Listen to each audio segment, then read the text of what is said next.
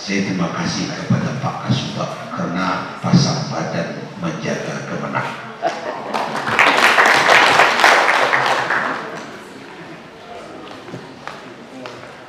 Saya hormati sebanggakan teman saya, sahabat saya juga, Kepala Seksi Pontren mengurus Pondok Pesantren se-Kota Padang Panjang. Lagi kalau tidak Bapak Edi Tiawarman. Beliau ini sudah lama jadi sahabat kami, berpisah dan Allah kembali mempertemukan kami. Makasih Pak Edi ikut mendampingi. Manisnya gula aren, enak diminum di waktu pagi.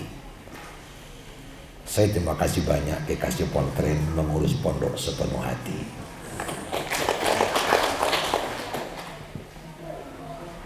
Saya hormati, saya banggakan, terus kita ke kanan dulu. Siapa lagi kalau tidak senior kita.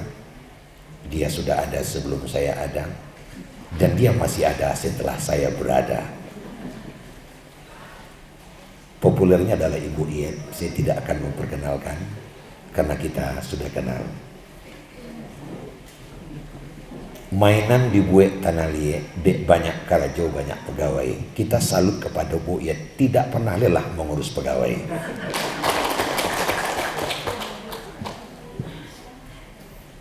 Saya hormati, saya banggakan yang di sampingnya Pak Agus. Siapa lagi kalau tidak Kepala Seksi Pendidikan Madrasah The New Seksi. Dia adalah seksi terbaru. Beliau adalah Ibu Emi, dan Bapak Ibu semua juga sudah kenal dengan beliau. Iyo Banarami Pasapagi Pasabanamo Pitalah. Saya juga salut, terima kasih kepada Ibu Emi karena juga konsen mengurus madrasah.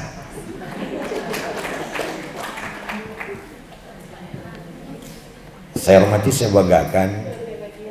Ini juga teman lama juga, tapi hanya teman ya, jangan curiga. Siapa lagi kalau tidak Ibu Endang. Ini juga sudah kenal kita selama ini. Pada hari ini sedang diamanahi untuk mengurus calon-calon haji, calon-calon umroh, dengan nama seksinya Seksi Penyelenggara Haji dan Umroh. Hari Sabtu mambi hasil ladang dibawa ke Bukit Tinggi. Terima kasih banyak kepada Ibu Endang karena segala hati mengurus haji. Tidak elok jika tidak saya sapa, itunya Pak Agus Nasution. Beliau adalah pengawas kita. Ini adalah satu-satunya pengawas yang hadir pada saat ini, dan juga teman lama. Dulu teman saya, dan jangan dianggap hari ini juga masih teman saya, dan insya Allah hatal maut insya Allah akan tetap menjadi teman saya. Jalan-jalan ke Padang Laweh membawa anak. Jalan ke Padang Lawas membawa anak. Memang begitulah kalau pengawas bila datang membawa guru kelusuannya. Tepuk tangan dong. Kemudian yang terakhir tentunya tidak elok jika tidak saya hormati. Sejak dari tadi juga saya menunggu apakah saya disapa apa tidak. Kepala Madrasah Aliyah Negeri 2 Kota Padang Panjang, Pak Agus Tamam. Ini juga teman lama ini. Sampai hari ini juga masih tetap teman. Saya sangat terima kasih kepada beliau. Anak yang besar di bulan Agustus, adiknya muncul di bulan Januari. Sejak Man Ketua Baru dipimpin Pak Agus, kok saya lihat makin asri gitu. Tepuk tanganlah yang bagus. Kok mahal betul tepuk tangan. Dan seluruh kita yang hadir, banyak teman-teman saya ya, ada Pak Zulhamdi, Pak In, tapi yang sangat familiar itu yang di belakang itu banyak sekali. Mungkin kacik tidak disebut namo, gadang tidak dibogala karena segitu banyak teman-teman semua gitu. Pak Zul Azmi nama disebut juga. Karena sama-sama dengan saya dulu main voli di Tawalib. Saya pernah marah ke dia, dia lebih marah lagi ke saya gitu. Tapi hari ini kami adalah saudara kandung, hanya bedanya tidak si ayah dan si ibu, hanya itu saja. Hadirin hadirat semua, burung terbang di langit biru, burung terbang bersama-sama. Enak betul profesi sebagai guru, karena mati masuk surga, insya Allah. Hadirin hadirat yang dimuliakan Allah, tim yang datang ini memang lengkap minus kepala seksi PAI karena barusan mendapat musibah, mohon izin, dengan berpulangnya ke rahmatullah seorang keluarganya tadi malam. Jadi mohon izin untuk kita bersama. Saya juga melihat ada yang bertanya, kok yang saya itu ditinggalin? Nggak ditinggalin, tapi memang minta izin gitu. Tidak pun dia, kita pun kalau menghadapi musibah yang sama juga akan bakal minta izin. Itu Pak Suwarman. Kita awali dengan melafazkan kalimat thayyibah alhamdulillahirabbil alamin, memuji Allah karena Allah lah yang mempertemukan kita hari ini. Tidak selembar daun pun yang jatuh tanpa dikatai Allah. Maka hari ini kita hadir bersama juga atas izin Allah. Allah tidak melihat hanya kita berkumpul duduk, ada yang di kiri, di kanan, di muka, di belakang, tapi Allah sedang mengamati apa isi hati kita. Inna alaikum lahafizin kiraman katibin. Seseluruh kamu berada dalam keadaan disaksikan, diperhatikan. Ada yang dipasang oleh Allah kiraman katibin, malaikat yang selalu mencatat tidak saja gerak-gerik, tapi apa yang dikatakan oleh hati. Innallaha yahulu bainal mar'i wa qalbi. Allah benar-benar berada pembatas antara seseorang dengan hatinya. Jadi bapak-bapak dan ibu, teman-teman sekalian, apa kata hati kita ini Allah tahu. Dan malaikat mencatat itu. Apakah kita sedang bersyukur? Apakah kita sedang bertasbih? Atau mungkin kita sedang memikirkan sesuatu, sedang merencanakan sesuatu? Insya Allah, Allah dengan malaikatnya mencatat itu semua. Itu harga mati. Harga mati. Jadi bukan hanya NKRI saja harga mati. Allah memperhatikan segala gerak dan gerik hati kita. Itu harga mati. Kalau bapak ibu kita semua tidak percaya atas apa yang saya sampaikan ini, rusak iman kita. Saya akan kunci dari sini. Saya mungkin tidak tahu yang bapak ibu katakan dalam hati, tapi saya yakin Allah tahu. Dan kelihatannya dari depan ini kok kita cerah semua,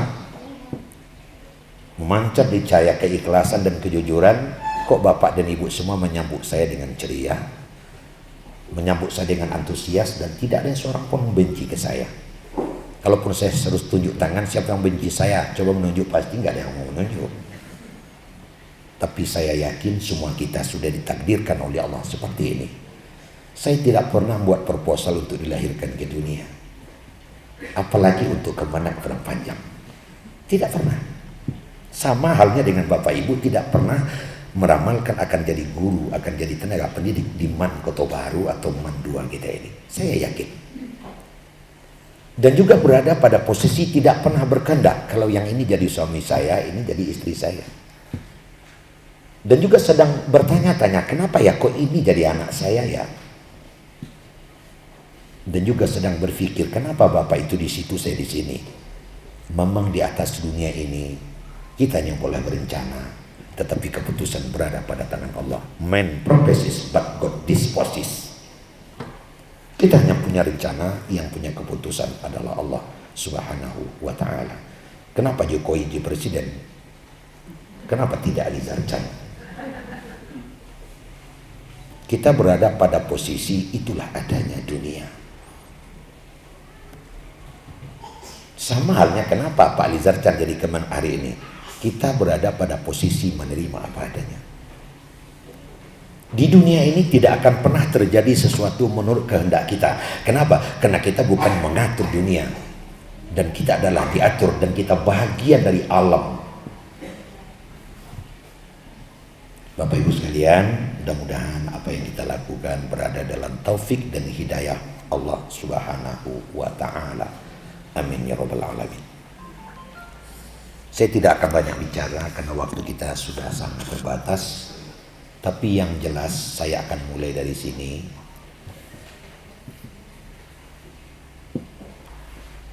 Sebelum dunia ini kita berada pada satu alam namanya alam rahim. Dan kita berada pada alam dunia saat ini. Konon kabarnya baru kali ini kita ke dunia. Kalau ladunan 2 kali tapi tak keluar. Ada enggak guru manketo baru yang sudah 2 kali ke dunia? Enggak ada itu. Baru kali ini. Oleh karena kita baru kali ini ke dunia, jangan sok tahulah sama kita kok. Baru kali ini kita ke dunia. Dan insya Allah nanti kita akan berangkat ke alam yang satu lagi, alam barzakh, alam kubur. Itu sama posisi kita. Jadi ibarat satu kampung, kampung itu baru kita masuki. Artinya apa? Kita belum punya pengalaman terhadap kampung ini. Kenapa? Karena kita baru kali ini ke sini. Ini nggak bisa dibantah. Oleh karenanya wajar kalau ada orang yang tersesat di sini. Baru 1 kali kok. Ada yang tersalah di sini, ada yang nyasar. Karena kampung itu baru kali ini. Tapi kenapa ada orang yang tidak salah? Kenapa ada orang tidak nyasar? Ihdinas siratal mustaqim, selalu pada jalan yang lurus. Oh, ternyata bedanya adalah ada orang yang karena dia sadar dia adalah pada kampung baru, dia cari pengalaman. Dia tanya teman sebelah, "Bapak udah berapa lama di sini?" "Saya udah 40 tahun." "Oh, gitu ya. Kalau boleh Pak, tolonglah sampaikan ke saya sifat-sifat kampung di sini gimana ya? Kedai nasinya di mana, Pak? Orang yang jual bawang di mana, Pak?"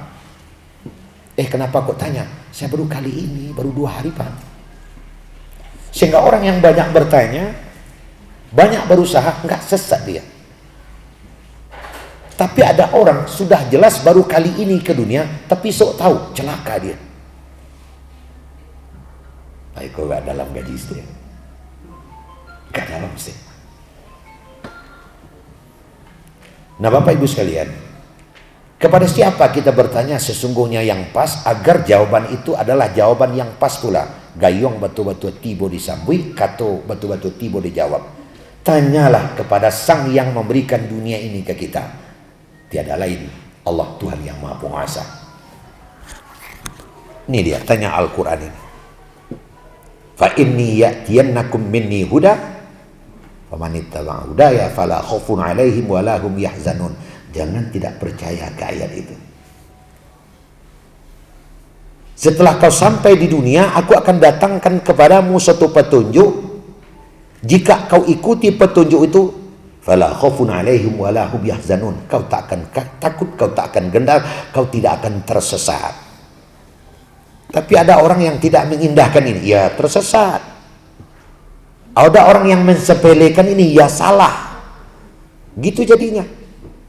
Makanya Al-Quran adalah merupakan furqan, merupakan hudan linnas. Kenapa perlu hudan? Kampungku sekali kok kemari baru. Nah, Bapak Ibu hadirin sekalian, kemana harus saya giring? Nah, ternyata pertama Al-Quran menjelaskan. Pertama yang harus dipahami jika kita hidup di dunia, sifat dunia itu apa sih? Di waktu Nabi kita Muhammad SAW menjalani peristiwa Isra dan Mi'raj, Nabi kan pernah diperlihatkan seorang perempuan tua. Betul tidak? Lalu Jibril bertanya, "Muhammad, kau tahu tidak siapa itu?" "Enggak tahu." Muhammad bertanya, "Siapa itu Jibril?" Jibril menjawab, "Itu adalah dunia." "Oh, jadi perempuan tua itu dunia?" "Iya." Saya punya pemahaman, ternyata jenis kelamin dunia itu wanita. Jenis kelamin dunia itu adalah wanita. Dan wanita itu memiliki perhiasan yang sangat indah sekali. Ternyata dunia itu makin lama makin indah. Apanya yang indah? Ghururnya, laibnya, tingkat tipuannya, dan tingkat permainannya. Itu yang paling indah. Jadi bagi awak anak laki-laki, tanya tu dunia ke perempuan. Mengerti selawat. Abih main laki-laki itu dek siapa kira? Dek perempuan. Orang yang paling bangkang di dunia tidak ada yang mengatasi Firaun. Tapi Firaun bertekuk lutut di depan perempuan. Sudah ditakdirkan oleh Allah perbedaan kita antara laki dengan perempuan. Perempuan itu boleh berhias, kami enggak. Babadak boleh, bagincu boleh. Innamal a'malu binniyat sajalah kuncinya. Tapi nan Buya Alizar Chan wala caranya ke bagincu. Kan seperti itu. Pandailah kita menyikapi. Jadi artinya apa? Dunia penuh dengan kepalsuan. Karena hiasan membuat sesuatu menjadi palsu. Tak asli dia. Begitu. Tidak asli dia. Makanya orang yang hubbud dunia rawan salah. Rawan salah. Itu yang pertama. Kemudian yang kedua, sifat dunia itu apa? Ternyata sifat dunia yang kedua itu adalah mutaghayyir.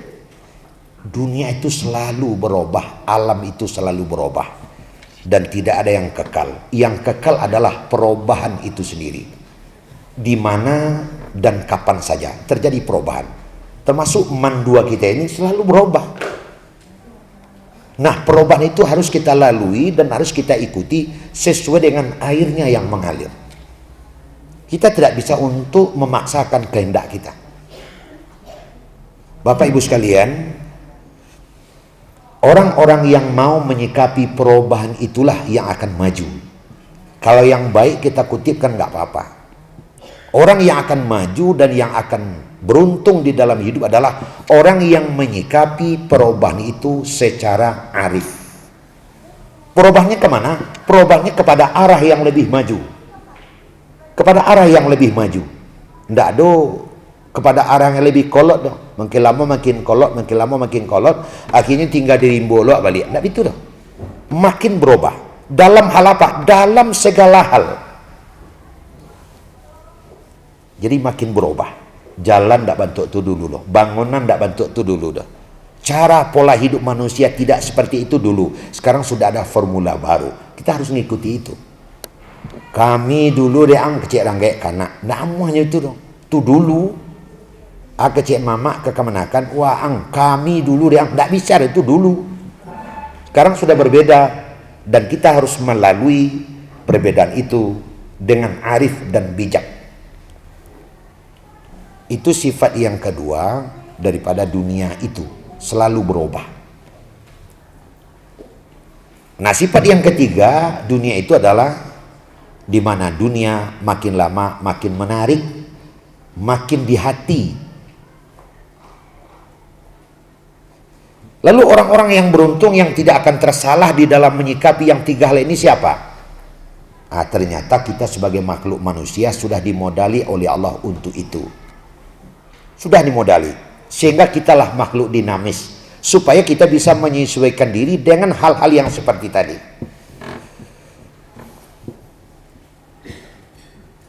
Di mana kita makhluk dinamis? Kita oleh Allah diberikan kemampuan untuk menyesuaikan diri dengan situasi dan kondisi itu. Dalam hal apa? Dalam hal pendidikan. Jadi pendidikanlah yang membuat manusia itu berkemampuan. Bapak Ibu, kita oleh Allah diberikan akal, tapi akal tidak akan ada guna secara maksimal kalau tidak kita berikan pendidikan. Jadi pendidikan itulah yang memiliki ending tertinggi di dalam kehidupan manusia.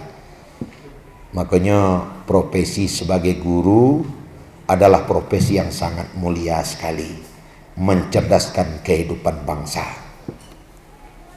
Kita sulit membayangkan Bapak Ibu kalau tidak ada guru, dan kita sulit membayangkan kalau tidak ada tenaga pengajar, bagaimana jadinya alam sekitar manusia banyak. Sulit kita bayangkan. Makanya profesi yang paling mulia itu adalah sebagai guru, sebagai tenaga pendidik. Kecik kudo kau, kusia ambil lah piti tu dia. Yo tahu dan mah, dek dem bodoh nan balik karajo di den. Menerima piti nan dengan tu karajawang. Cie pesan tiba di rumah sagu jan lupo. Jadi rancak jo penyampaian kudo kau. Kalau bodoh awak yo nan balik karajo lewat. Kalau naringan ia jadi kusir awak. Rekan-rekan dan sahabat saya di Menkoto Baru ingin jadi kuda atau kusir, itu terserah kita saja lah. Begitu kita menyikapi dunia. Anak-anak awak kini banyak nan cadiak sulit matur. Kenapa sulit matur? Sebab orang cadiak ko ingin kerajo murah. Hitung dagang itu kan kalau dapet pokok seringan mungkin tapi labo sebanyak mungkin. Kita orang Minang, orang Barada, indak saja orang Minang, orang di luar Minang pun serupa itu.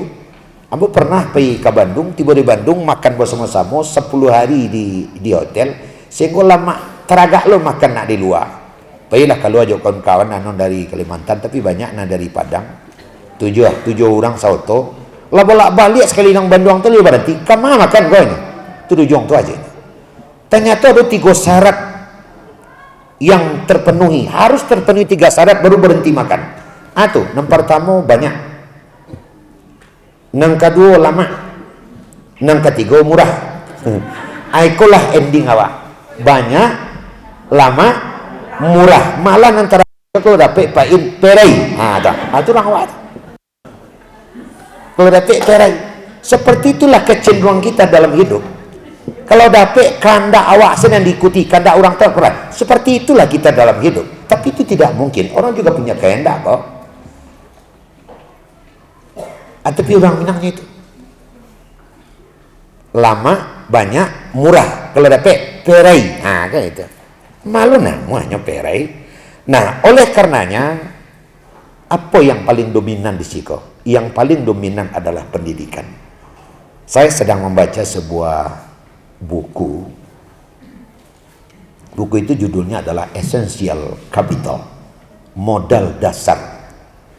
Ternyata di dalam hidup itu modal dasar yang diberikan oleh Allah, oleh sang pencipta kawa adalah akal dan hati. Itu modal dasar awak. Hiduplah berakal tapi hiduplah berhati. Itu kan modal dasar. Ada orang dalam hidup dibiarkan akalnya begitu saja, dibiarkan hatinya begitu saja, sehingga berkembang apa adanya. Bayahnya, bitulu anaknya, bitulu cucunya, stagnan begitu saja. Agar terjadi perubahan bisa mengikuti zaman, maka akal perlu diolah, maka hati perlu diolah. Bagaimana cara mengolah akal dan hati? Hanya satu kalimat saja, pendidikan. Hanya pendidikan. Maka orang-orang yang belajarlah, hatinya akan bisa berubah, akalnya akan bisa berubah. Awak di siko adalah dapur untuk mengolah keduanya.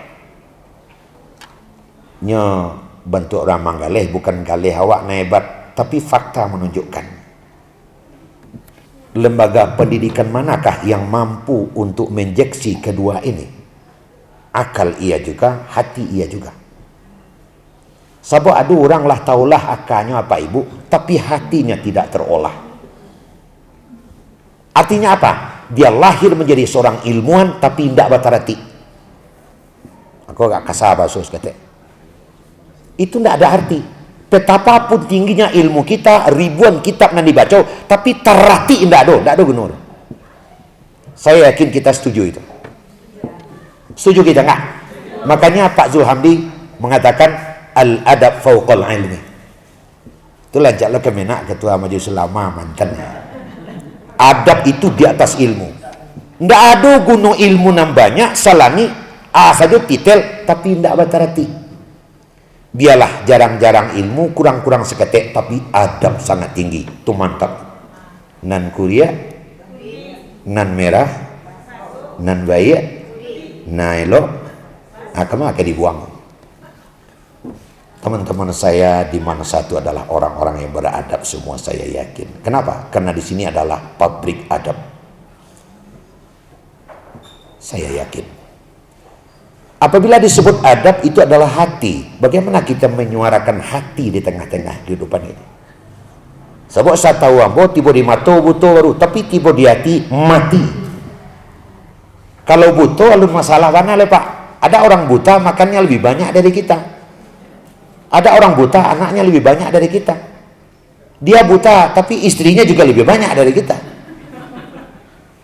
Ini buta tuh. Sebab kalau buta tidak akan menghalangi. Kau ada siko tukang uri dua orang rumah Pak Den. Iya Pak Zul ya? Iya benar. Fakta menunjukkan akan begitu. Tapi kalau tiba di hati mati. Apa maknanya tiba di hati mati? Tanyakanlah kepada Raja Pengulu. Keputusan terakhir berada di hati.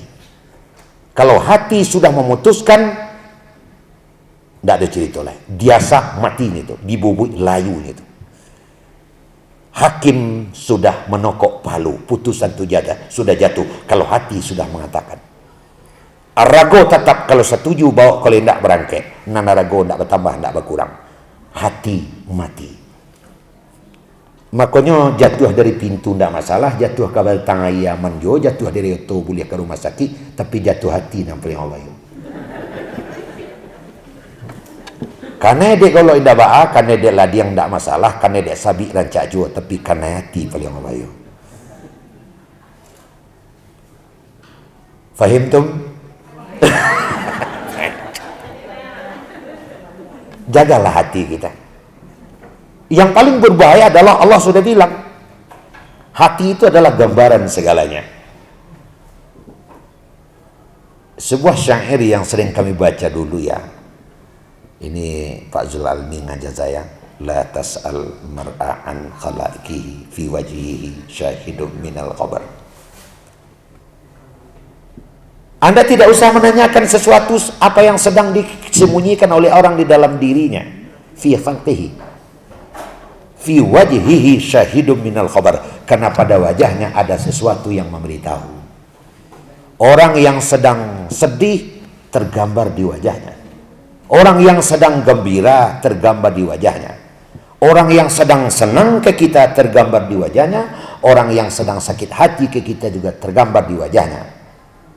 Wajah adalah sesuatu yang sangat sensitif. Oleh karena itu, jagalah wajah. Saya melihat senang semuanya sama saya. Insya Allah. Insya Allah. Makanya wajahun malih. Itu adalah ahlul jannah. Orang yang selalu berwajah manis adalah penduduk surga. Cuman sayang, wajahun habis ahlun nar. Yang selalu cemberut masuk neraka. Buruk sih. Tiada hari tanpa marah. Ke anak marah, ke adik marah, ke kakak marah, ke kucing marah, ke tonggak berangnya. Itu adalah ahlun nar. Nah oleh karena itu kita perlu mempermanis wajah kita. Kalau lah tua waktu Pak, wajahun malih tidak hanya bersemayam pada orang yang cantik, tapi dia bisa melekat sama orang tua, sama orang biasa-biasa saja. Karena yang dimaksud di sini bukanlah face, tetapi adalah fi wujuhim min atharis sujud, bekas ibadah. Tinggal sewa baca ini. Berkacalah kita. Bagaimana caranya berkaca? Bukan berkaca menyelang berangkat ke sekolah. Kaca kita ada kok. Al-mir'atu mir'atul mu'min. Kaca kita adalah teman-teman. Kalau banyak orang sakit hati, kau awak aja itu mah. Kita ada di sini berapa guru kita senyum Pak Gus? 119 semua Pak. 119. 119 saya satu. Kok 112 sakit ke saya ya? Berarti awak aja itu. Seperti itu saja. Al-mu'minu mir'atul mu'min. Orang mukmin menjadi kaca untuk mukmin lainnya. Kalaulah sadu Allahnya nah, jajaran kemenak Panamban Jangkau sekiati ke Pak Lizar harus tahu diri. Bapak dan Ibu, ada ayat Al-Quran yang tidak boleh kita tidak percaya.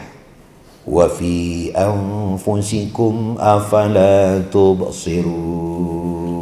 Itu ayat. Pertanyaan saya, sudahkah kita amalkan?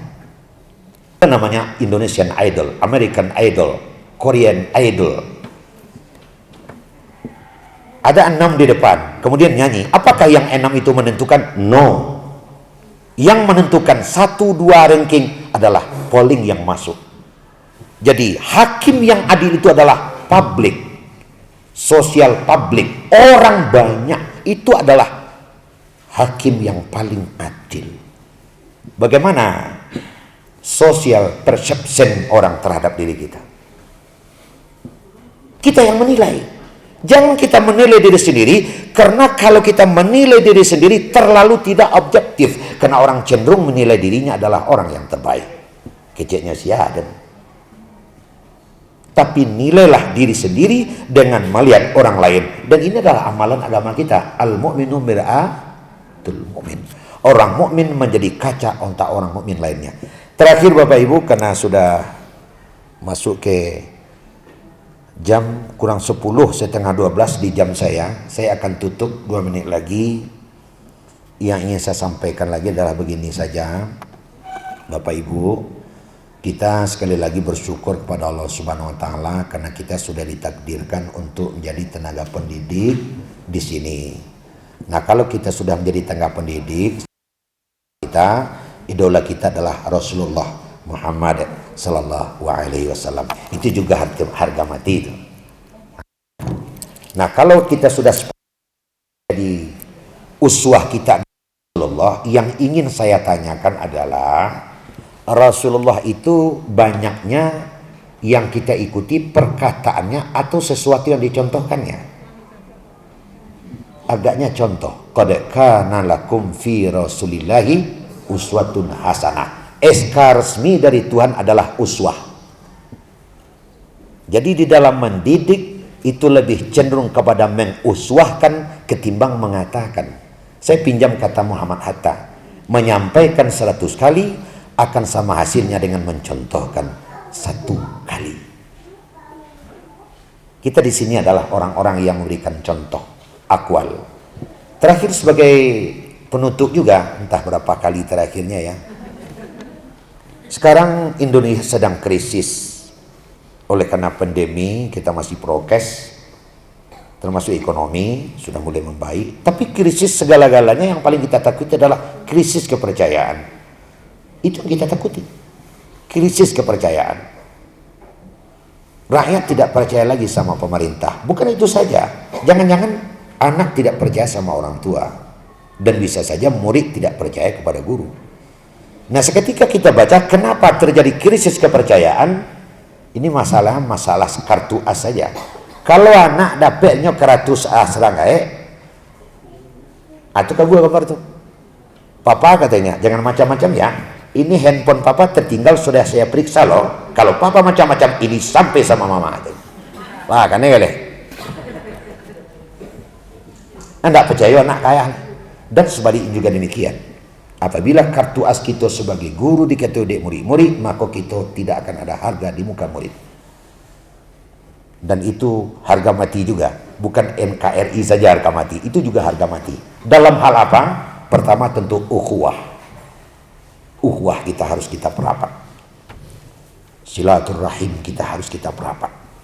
Kita adalah orang yang senasib dan seperjuangan, dan orang tua di sana sama-sama mengamanahkan anaknya ke kita, dan mereka menunggu. Anakku berangkat tidak membawa apa-apa, pulanglah wahai anakku dengan membawa apa-apa. Apa-apanya apa itu? Yang diberikan oleh sang pendidik yang ada di tempat kita ini. Saya yakin yang saya sampaikan ini sudah berada di dalam persepsi dan ilmu kita masing-masing. Buktinya apa? Kita sudah melahirkan tokoh-tokoh. Bagaimana kita mempertahankan dan meningkatkan itu semua? Saya sangat yakin. Man Koto Baru populer nama selama ini sudah punya nama. Hanya satu saja. Bagaimana nama itu kita pertahankan, bagaimana nama itu kita peloi, kita perancang, sehingga di masa yang akan datang Man akan lebih melejit lagi. Tadi oleh Pak Kepala juga sudah sampaikan itu, kalau Tuhan mengizinkan mungkin dalam waktu dekat ini akan ada tim berangkat ke Jakarta lagi-lagi untuk Man 2. Jadi tidak tanggung-tanggung gini. Jadi kita adalah orang yang selalu diperhatikan oleh karena banyak harapan-harapan yang diberikan ke kita untuk kemajuan negeri ini. Rekan-rekan sekalian, kita jaya dan kita mempertahankan kejayaan ini. Karena kita adalah satu lembaga yang oleh persepsi masyarakat mampu mengisi kepala, tapi juga mampu mengisi dada. Dan itu kita pertahankan. Kita berikan uswah yang paling baik berupa akwal wal af'al kepada siapa saja di tempat ini. Saya sangat bergembira dan sangat senang karena ukhuwah kita jaga, dan insya Allah Tuhan akan selalu menyertai kita di dalam itu. Man jahada fina, coba sambung. Lana dialahum subulana. Itu harga mati je. Nah, tapi kalau kita macam-macam, Allah juga lebih macam-macam kepada kita.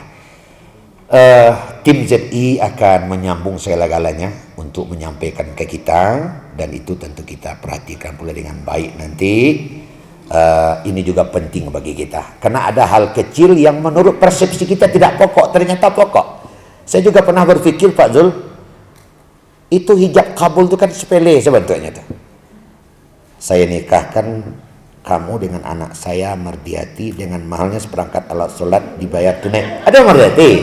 Masya Allah. Alah. Masa itu takut-takut manggi, kira takut barang. Ayo pinjam saya sebentar dulu. Saya terima menikahi anak bapak Mardiati dengan mahar seperangkat sholat tunai. Saksi sah, halal itu sudah. Kan sepele saja. Tapi nan sepele itulah nan pokok. Mungkin disampaikan kemenang ini sesuatu yang tak berarti.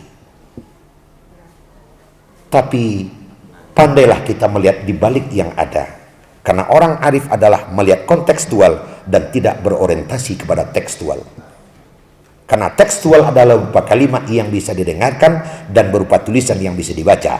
Kalimat dan tulisan adalah dibuat sesuai dengan kecenderungan seseorang yang melakukan. Dan itu biasanya bisa diperindah. Tapi paham dan tangkaplah yang kontekstual. Karena yang hakiki sesungguhnya adalah yang kontekstual.